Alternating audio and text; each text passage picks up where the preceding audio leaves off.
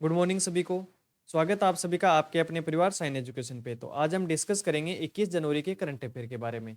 तो जितने भी इंपॉर्टेंट क्वेश्चन है वो सारे के सारे हम इस वीडियो में डिस्कस करने वाले हैं। तो क्लास इंपॉर्टेंट रहेगी, तो शुरू से लेकर लास्ट तक जरूर देखना। तो देखो, हमारे इंपॉर्टेंट क्वेश्चनों में सबसे पहला क्वेश्चन है, हाल ही में किस देश को मत्स्य पालन पर संयुक्त राष्ट्र FAO समिति का उपाध्यक्ष चुना गया? तो किस देश को चुना गया? तो आंसर क्या हो जाएगा? भारत को।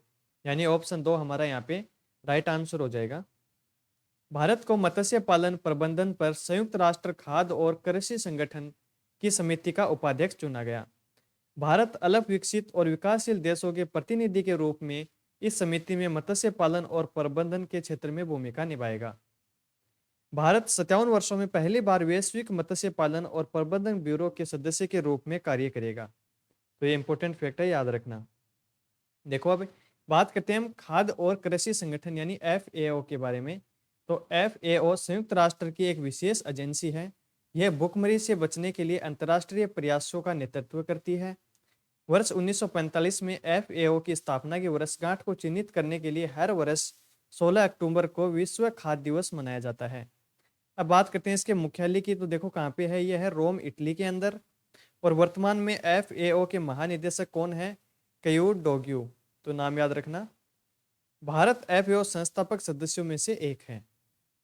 नेक्स्ट क्वेश्चन देखो, नेक्स्ट क्वेश्चन क्या है, विंग्स इंडिया अवार्ड 2024 वर्ष के सर्वश्रेष्ठ हवाई अड्डे का पुरस्कार किसे दिया गया?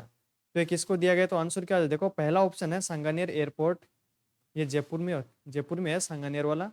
अंतर्राष्ट्रीय हवाई अड्डा Delhi, Kempegowda international airport limited, और 2 और 3। तो करेक्ट आंसर हो जाएगा ऑप्शन 2 और ऑप्शन 3 दोनों। केम्पेगौड़ा अंतर्राष्ट्रीय हवाई अड्डे बेंगलुरु को 18 जनवरी 2024 को विंग्स इंडिया अवार्ड 2024 में वर्ष के सर्वश्रेष्ठ हवाई अड्डे का पुरस्कार दिया गया।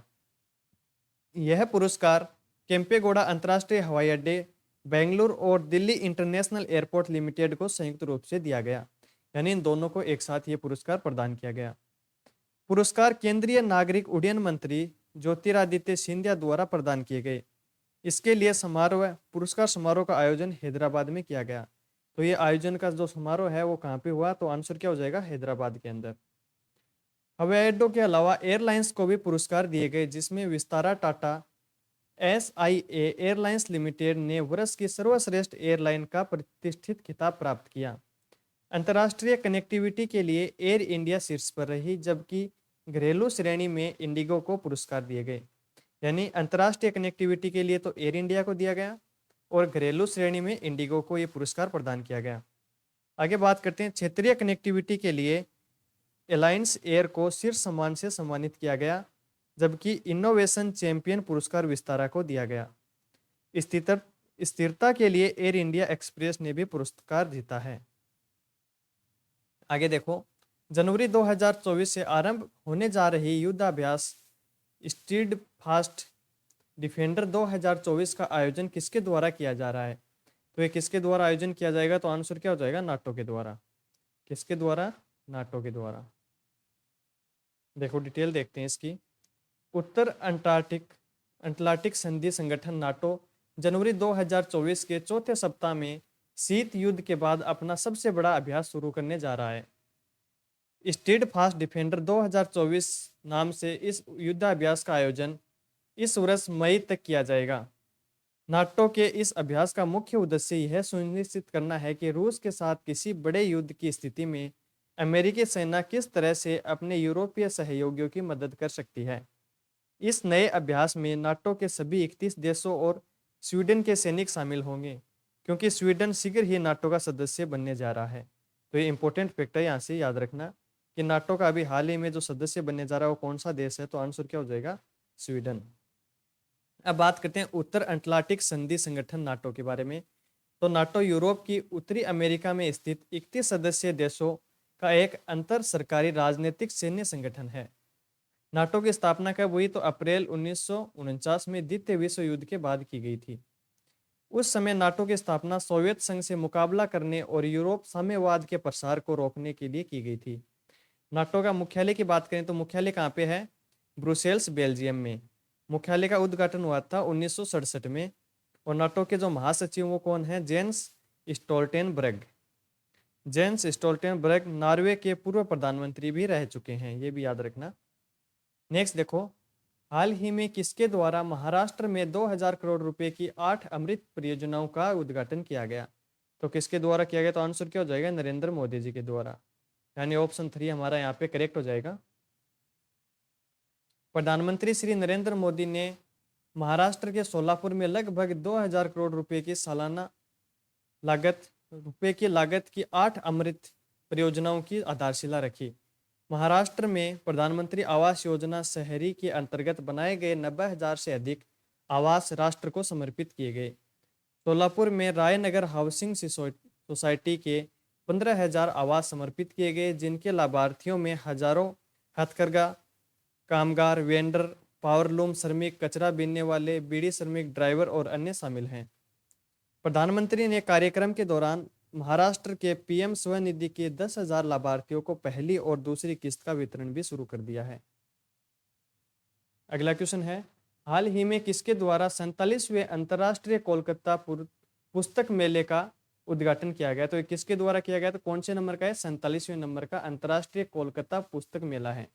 तो इसका जो उद्घाटन है वो किसके द्वारा किया गया? तो आंसर क्या हो जाएगा? ममता बनर्जी के द्वारा, यानी ऑप्शन 2 हमारा यहाँ पे करेक्ट हो जाएगा। 18 जनवरी को मुख्यमंत्री ममता बनर्जी ने 47वें अंतर्राष्ट्रीय कोलकाता पुस्तक मेले का उद्घाटन किया।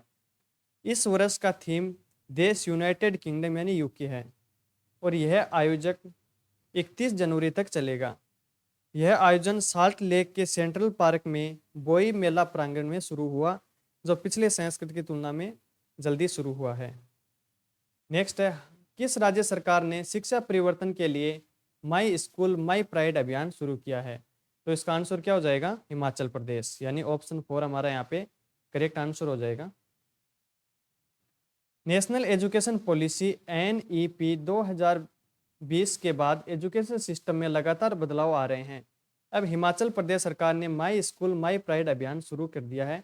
इस अभियान के तहत व्यक्तियों और संगठनों को कैरियर काउंसलिंग और गाइडेंस देने के लिए अपनी पसंद का स्कूल अपनाने, एजुकेशन के लिए स्पेशल क्लासेज आयोजित करने और योग प्रशिक्षण के लिए प्रोत्साहित किया जाएगा। हिमाचल प्रदेश में यह अभियान अपना विद्यालय कार्यक्रम के तहत शुरू किया गया है। नेक्स्ट है, प्रधानमंत्री राष्ट्रीय बाल पुरस्कार 2024 का आयोजन कब किया जाएगा? तो इसका आंसर क्या हो जाएगा? 22 जनवरी को, यानी ऑप्शन 2 हमारा यहाँ पे करेक्ट हो जाएगा। प्रधानमंत्री राष्ट्रीय बाल पुरस्कार 2024 की घोषणा की गई। 22 जनवरी को 19 बच्चों को इस प्रतिष्ठित सम्मान से नवाजा जाएगा। राष्ट्रपति द्रौपदी मुर्मू विज्ञान भवन के समारोह में इन 19 असाधारण बच्चों को प्रधानमंत्री राष्ट्रीय बाल पुरस्कार 2024 से सम्मानित करेगी। प्रधानमंत्री राष्ट्रीय बाल पुरस्कार 2024 6 श्रेणियों में दिए जाते हैं, जिसमें से देखो, कला और संस्कृति में 7 बच्चों को दिया जाएगा, वीरता के अंदर 1 को, नवाचार में 1 को, विज्ञान और प्रौद्योगिकी के अंदर 1 बच्चे को, सामाजिक सेवा में 4 बच्चों को और खेल के अंदर 5 बच्चों को ये दिए जाएंगे। इसका उद्देश्य क्या है? 5 से 18 वर्ष की आयु वर्ग के बच्चों की असाधारण उपलब्धियों को पहचानना और उन्हें पुरस्कृत करना है। प्रत्येक पुरस्कार विजेता को 1 पदक और 1 प्रमाण पत्र दिया जाएगा। आगे देखो, हाल ही में पेप्सिको इंडिया ने किसे अपना नया CEO नियुक्त किया है? तो इसका आंसर क्या हो जाएगा? जागृत कोटेचा, यानी ऑप्शन 3 हमारा यहाँ पे करेक्ट हो जाएगा। जागृत कोटेचा को पेप्सिको इंडिया ने अपना नया CEO नियुक्त किया है। फूड एंड बेवरेज इंडस्ट्री की दिग्गज कंपनियों में शामिल पेप्सिको इंडिया ने जागृत कोटेचा को भारत में अपना नया मुख्य कार्यपालक अधिकारी यानी CEO नियुक्त किया है। वह अहमद अल शेख का स्थान लेंगे। जागृत कोटेचा CEO के रूप में भारतीय कारोबार का नेतृत्व करेंगे, जबकि अहमद अल शेख पश्चिमी एशिया व्यापार इकाई का प्रभार संभालेंगे। अगला क्वेश्चन है, हाल ही में किस ग्रुप ने अगले 5 वर्षों के लिए IPL टाइटल स्पॉन्सरशिप हासिल की है? तो किसने हासिल की? तो आंसर क्या हो जाएगा? टाटा ग्रुप ने, ऑप्शन 3 हमारा यहाँ पे करेक्ट हो जाएगा।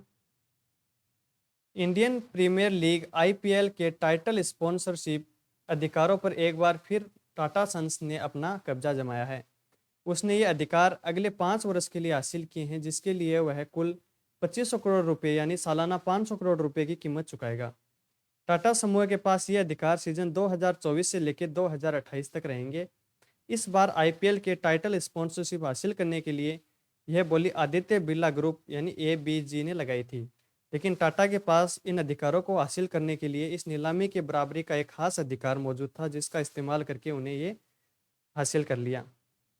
अब बात करते हैं आईपीएल 2024 में भारतीय क्रिकेट कंट्रोल बोर्ड कुल 74 मैचों का आयोजन करेगा, जबकि सीजन 2025-26 में ये 84 हो जाएंगे और सीजन 2027 में इन मैचों का तादाद है वो 94 रहेगी। नेक्स्ट है, हाल ही में किसके द्वारा जीवन धारा सेकंड आस्थगित वार्षिक योजना पेश की गई? तो किसके द्वारा की गई? तो आंसर क्या हो जाएगा? एलआईसी के द्वारा, life insurance corporation of India के द्वारा।